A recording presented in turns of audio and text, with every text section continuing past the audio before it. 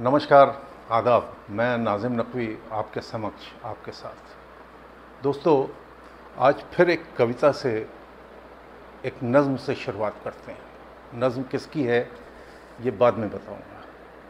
कुछ लोग तुम्हें समझाएंगे, कुछ लोग तुम्हें समझाएंगे, वो तुमको खौफ दिलाएंगे। जो है वो खो भी सकता है, इस राह में रहज़न है इतने, कुछ और यहाँ हो सकता है, कुछ और तो अक्सर होता है। पर तुम जिस लम्हे में ज़िंदा हो, ये लम्हा तुमसे ज़िंदा है। ये वक्त नहीं फिर आएगा, तुम अपनी करनी कर गुज़रो। जो होगा देखा जाएगा, जो होगा देखा जाएगा। इस कविता की शायरा यानी कवित्री फ़हमीदा रियाज़ हैं। आज हम वुमेन एम्पावरमेंट की मशाल बुलंद करने वाली, आत्म अभिव्यक्ति यानी सेल्फ एक्सप्रेशन में साफ गोई फ़हमीदा की ज़िंदगी के वो पहलू हैं जिसके दम पर ज़िंदा रहना उन्हें सुकून देता था। हकीकत में उनके पास कई मुद्दों पर कहने के लिए बहुत कुछ था। फूल की खुशबू जैसे नाजुक पहलुओं से लेकर पुरुष प्रधानता यानी मेल शॉविनिज्म को बर्दाश्त न कर पाने के मिजाज तक, जिसमें जाति धर्म को इजाज़त ही नहीं थी कि वो उनकी महफिल में इज्जत पा सके। दोस्तों, अभी 2 महीने पहले उन पर एक किताब आई है, फ़हमीदा रियाज़ द आइकॉनिक आइकोनोक्लास्ट, और इसे लिखा है हमारे सीनियर फ्रेंड मोहतरम जनाब सुबोध लाल साहब ने, जो इंडियन पोस्टल सर्विसेज यानी ये इंडिया की ए ग्रेड सिविल सर्विस है, जिसका किसी ज़माने में बहुत महत्व था। रिटायरमेंट के बाद सुबोध साहब ने ZTV ज्वाइन किया हेड के तौर पर और अपनी सर्विसेज दी, और फिर कई NGOs के साथ जुड़े रहे, मीडिया में भी पढ़ाया। एक अच्छे शायर वो खुद हैं। तो फ़हमीदा से उनकी दोस्ती तब शुरू हुई जब ज़िया हुकूमत ने उन्हें पाकिस्तान से निकाल दिया और वो एक शरणार्थी की हैसियत से हिंदुस्तान आई। तो आइए सुबोध लाल साहब से ही उनके किस्से सुनते हैं और इस किताब में क्या कुछ है उस पर बात करते हैं। जैसा कि हमने आपसे वादा किया था कि हम फ़हमीदा रियाज़ पे बात करेंगे और उनके दोस्त के साथ बात करेंगे, सुबोध लाल साहब के साथ, और उनके बारे में हमने आपको बताया। और ये वो किताब है जो सुबोध लाल साहब ने लिखी है, और हमारे सामने बैठे हैं सुबोध लाल साहब। सुबोध साहब, जो फ़हमीदा रियाज़ का जो पोइट्री है वो तो लोगों के सामने है, लेकिन एक दोस्त, और वो भी एक हिंदुस्तानी दोस्त फ़हमीदा का, उसके हिसाब से आप फ़हमीदा को कैसे वैल्यू करते हैं? उनके लिए भी और मेरे लिए भी एक अनोखा एक्सपीरियंस था कि उनका एक हिंदू दोस्त और मेरी एक मुसलमान दोस्त, वो पाकिस्तान से, मैं हिंदुस्तान से। वो पहला हिंदुस्तान का घर था, गेस्ट हाउस नहीं, होटल नहीं, वो पहला हिंदुस्तान का घर था जहां वो बिल्कुल उसी घर के मेंबर की तरह रही हैं। और वो पहला हिंदुस्तान का हिंदू घर था जहां वो रही। तो जाहिर है कि इस तजुर्बे के ऐसे पहलू थे हम दोनों के लिए जो बहुत खूबसूरत थे, क्योंकि हम जो दोस्त बने वो बहैसियत इंसान दोस्त बने। हम जो दोस्त बने वो हमारी शायरी और हमारी तहजीब हमारे साथ थी उस दोस्ती में। तो ये मामला था और उसके बड़े खूबसूरत पहलू थे। आपके घर में जब आई तो वो एडजस्ट हो गई पूरी तरीके से? उन्हें भी और हमें भी कोई ऐसा फ़र्क ही नज़र नहीं आया कि वो मेहमान हैं हमारे यहाँ। आपको एक किस्सा बताता हूँ कि जब हमारे यहाँ घर में ठहरी हुई थी तो उसके दूसरे तीसरे दिन बाद हम लोग मालूम नहीं किस वजह से थोड़ा जल्दी जाग गए थे। हम लोग यानी उसमें फहमीदा, ज़फ़र, उनके दोनों बच्चे शामिल थे और हम बाहर वरांडे में बैठे रहे थे और अनु मेरी बीवी अपने पूजा के कमरे में थी। वहाँ उनकी पूजा चल रही थी, हल्की हल्की कोई धुन बज रही थी। जब भी वो पूजा करती हैं तो एक हल्की सी धुन बजाती हैं और अगरबत्ती जल रही थी। तो उन्होंने वो धुन सुनी और उठ के उस पूजा के कमरे में जाके बैठ गई। मुझे नहीं मालूम था कि वो पूजा के कमरे में जाने के लिए उठी हैं, लेकिन थोड़ी देर बाद वो और अनु दोनों बाहर आए और आपस में बात कर रहे थे। तो अनु का सवाल यही था कि अरे आप हमारी पूजा में? उन्होंने कहा, और उनका ये हमारी तुम्हारे क्या होता है। मुझे बहुत अच्छा लगा वहाँ। मैं ये सोच के नहीं गई थी कि कोई आपका मंदिर है या मुझे उसमें जाना चाहिए, नहीं। मुझे सब कुछ बहुत खूबसूरत लगा। मैं उसकी खूबसूरती की वजह से गई थी। वहाँ की खुशबू में एक मोहब्बत की खूबसूरती थी जिसने मुझे खींच दिया और वहाँ बैठ के मुझे बहुत अच्छा लगा। सुबह साहब, आप सर्विसेज में थे और एक गवर्नमेंट के बड़े ओहदे के ऊपर थे।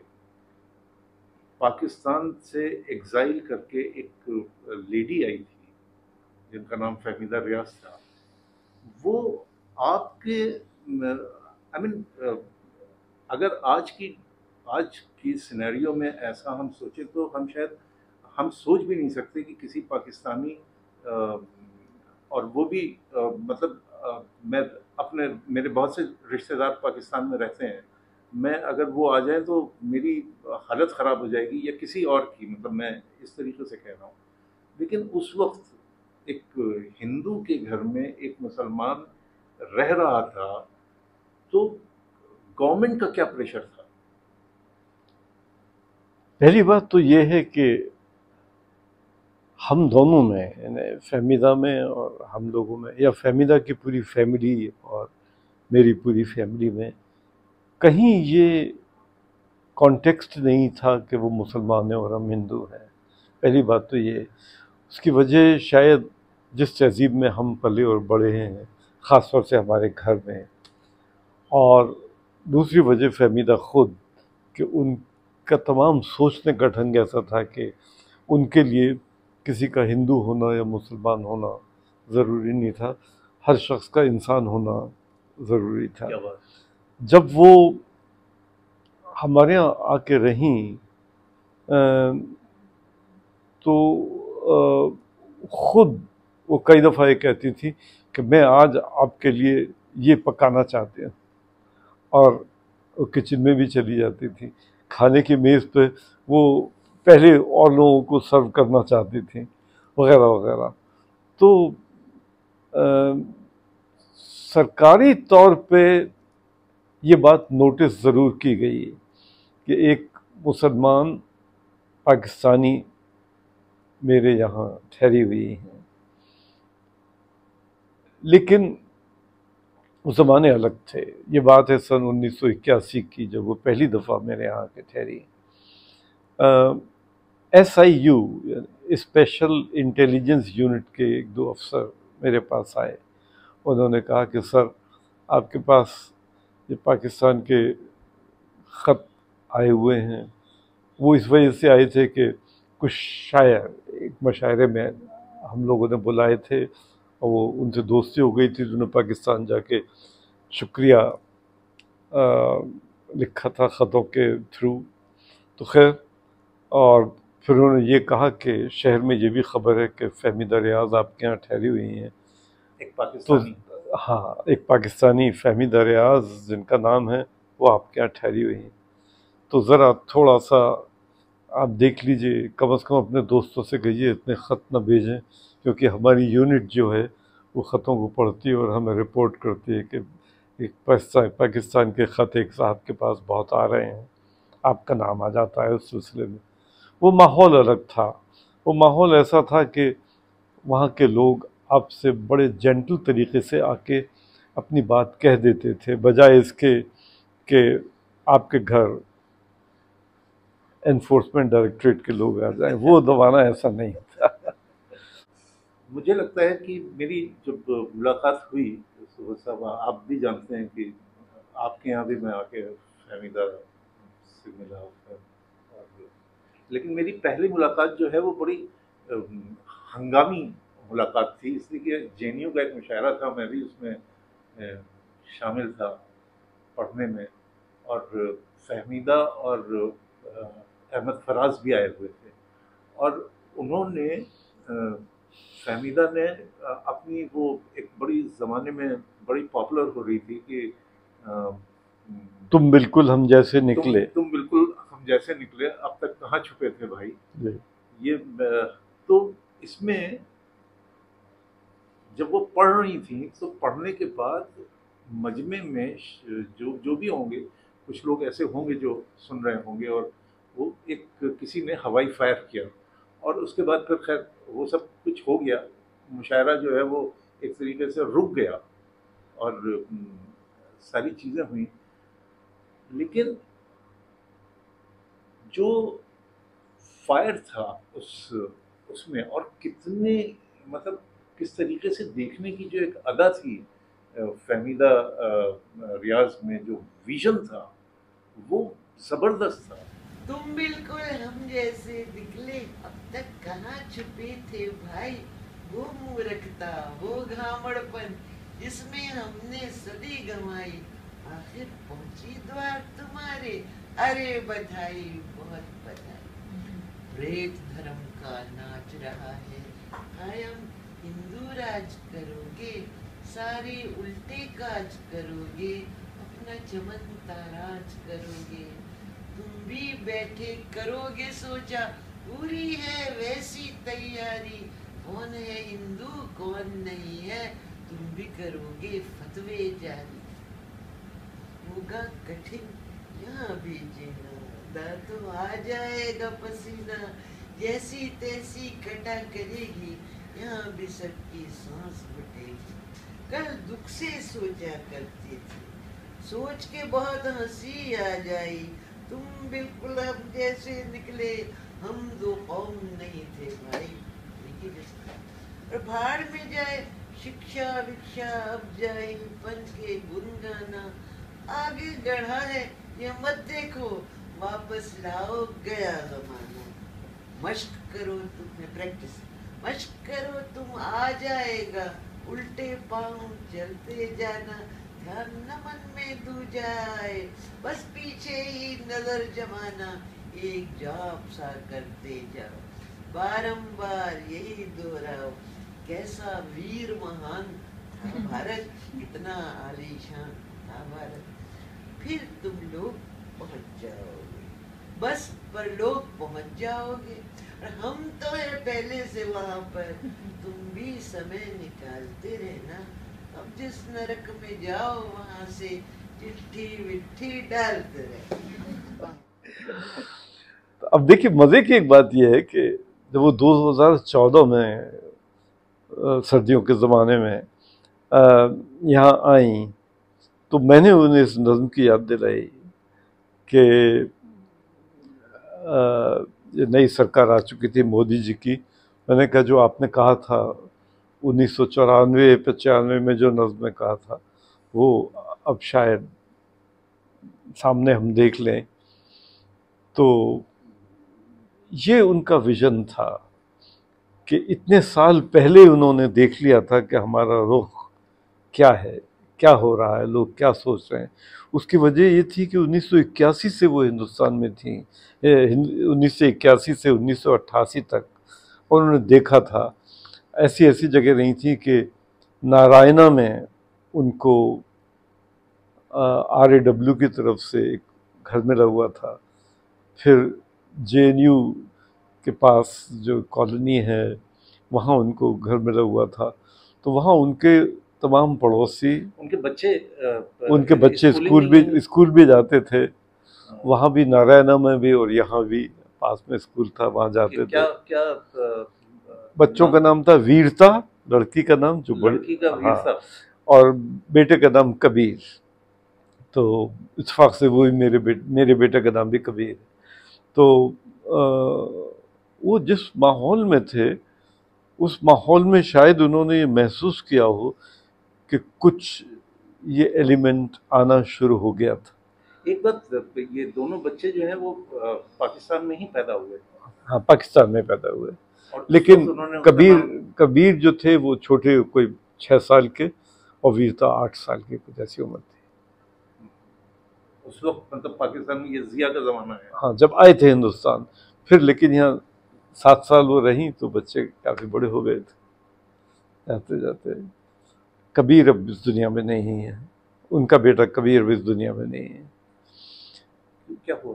2012 के आसपास, 11-12 के आसपास, या शायद उन्हीं सालों में कबीर का एक स्विमिंग एक्सीडेंट हो गया अमेरिका में। तो फिर उसके बाद उन्होंने एक किताब का टाइटल भी तुम कबीर के नाम से एक किताब भी छापी जिसमें कुछ नज़में थी।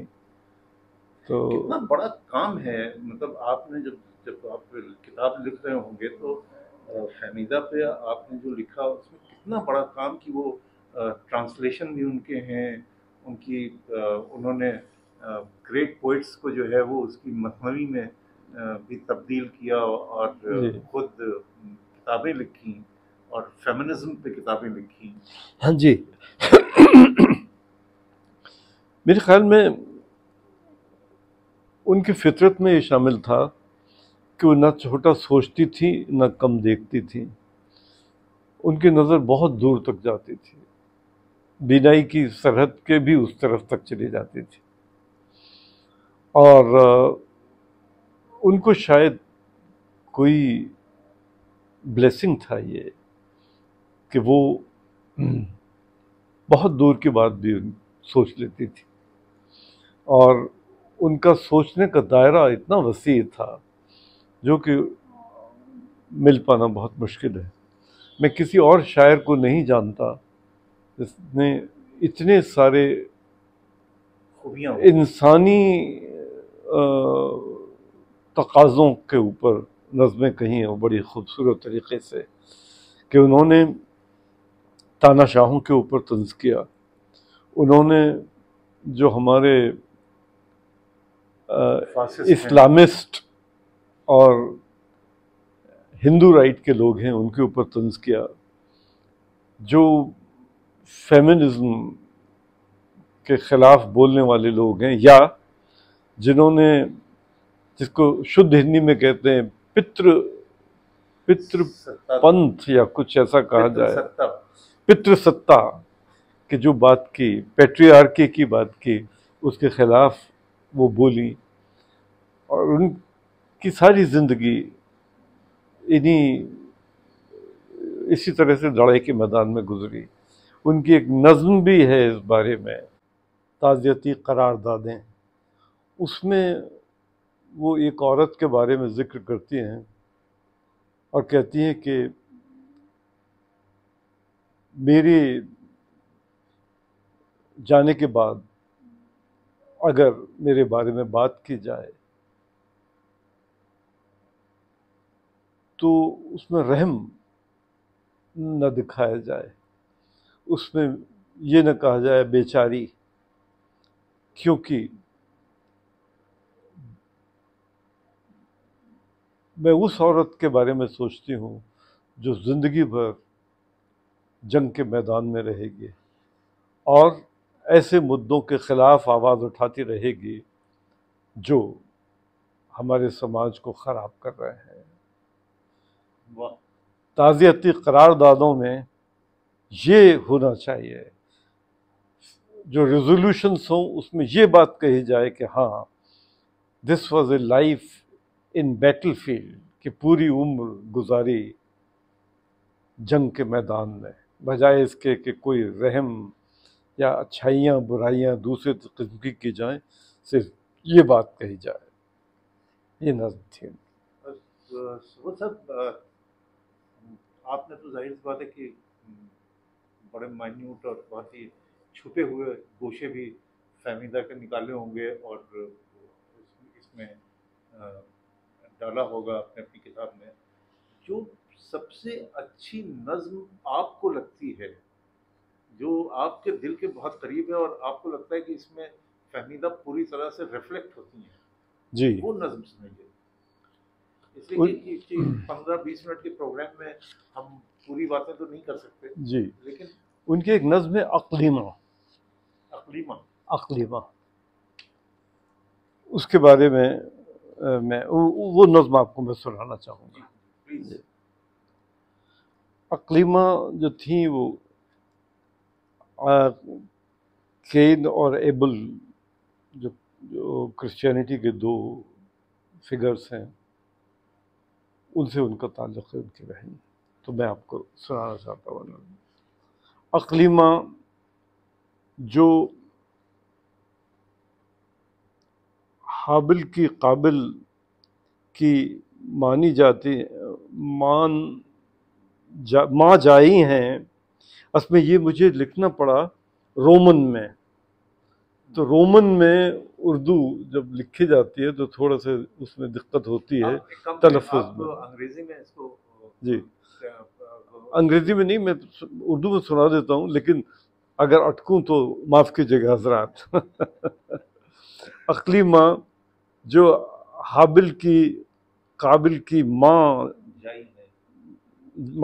है, माँ जाई मगर मुखालिफ बीच में रानों के और पिस्तानों के उभारों में और अपने पेट के अंदर अपनी कोख में। इन सब की किस्मत क्यों है एक फरबा भेड़ के बच्चे की कुर्बानी, वो अपने बदन की कैदी तपती हुई धूप में जैसे टीले पर खड़ी हुई है, पत्थर पर नक्श बनी है।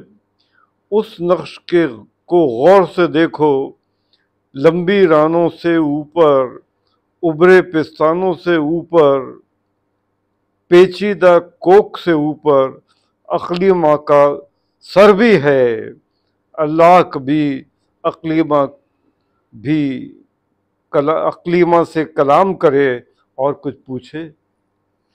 इसका ट्रांसलेशन इंग्लिश ट्रांसलेशन ये है कि Aqlima, sister of Abel and Cain, born of the same mother, a sibling but different in protrusion of her breasts and in her guts and womb too. How come her body's destiny is like that of a sacrificial lamb? Trapped in her body she is. In scorching sun, standing atop the hill like a drawing on the rocks. Look closely at that figure, above those long thighs of hers, above those swollen breasts and her womb's coils. Aqlima has a head too. Sometime may Allah speak with her and ask her something. तो ये उनका सोचने का तरीक़ा था।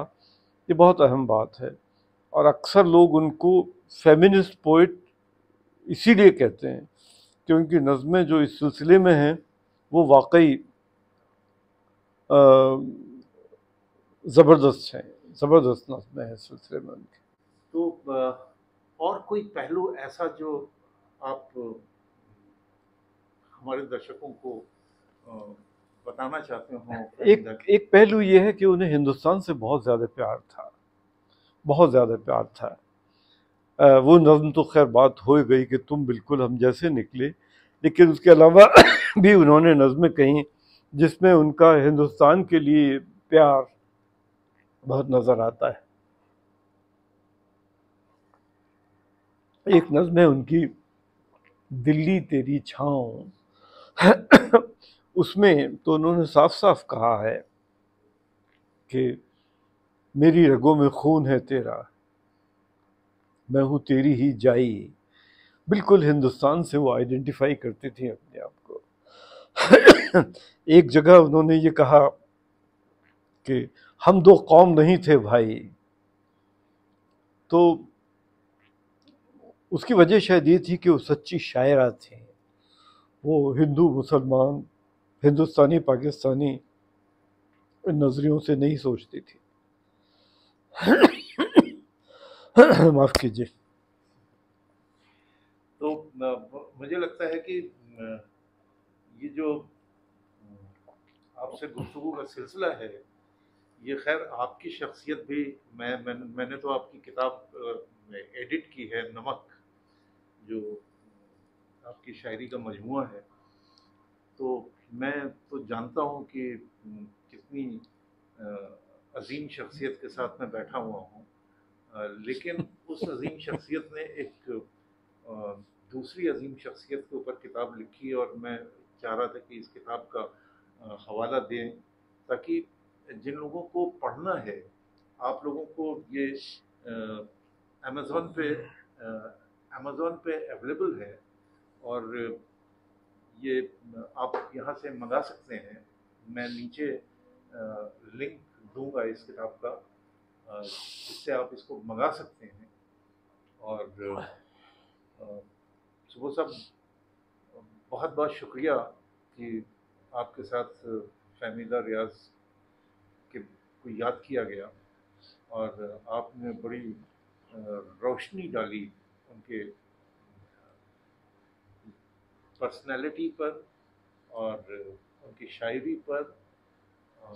बाकी तो जाहिर सी बात है कि उनको जानने समझने वाले जो हैं वो बहुत लोग हैं जो उनको समझते हैं, पढ़ते हैं, मोहब्बत करते हैं। तो बहुत बहुत शुक्रिया आपका। बहुत अच्छा लगा नाज़िम भाई, बहुत अच्छा लगा आपसे बात करके। सिर्फ इसलिए नहीं कि कैमरा सामने रखा हो मैं आपसे बात कर रहा हूँ, इत्फाक से कैमरा मेरे सामने रहा है पहले भी, लोगों ने लिखा है इस किताब के बारे में वगैरह, लेकिन ज़रूरी बात यह है कि बात ऐसे शख्स से की जाए जो वही महसूस करता है जो किसी हद तक मैं महसूस करने की कोशिश करता हूँ। फहमीदा आपकी भी दोस्त रही, मेरी भी दोस्त रही, और हम जानते हैं कि उनकी शख्सियत इतनी बड़ी है कि उनके बारे में जब भी बात की जाए तो सिर्फ मोहब्बत उमड़ती है, और आपसे इसलिए बात करके बहुत अच्छा लगा। इस मोहब्बत की बहुत ज़रूरत है आज की दुनिया में। जी जी जी जी, तो बहुत बहुत शुक्रिया नाज़िम भाई, बहुत शुक्रिया। फहमीदा को पढ़ना और उनके एहसासात को समझना उन तमाम लोगों के लिए बहुत ज़रूरी है जो एक बेहतर अमन पसंद दुनिया चाहते हैं। आपको ये बातचीत कैसी लगी कमेंट बॉक्स में बताइएगा, लाइक कीजिएगा अगर ये वीडियो अच्छा लगा हो, सब्सक्राइब तो ज़रूर कीजिएगा, हौसला मिलता है।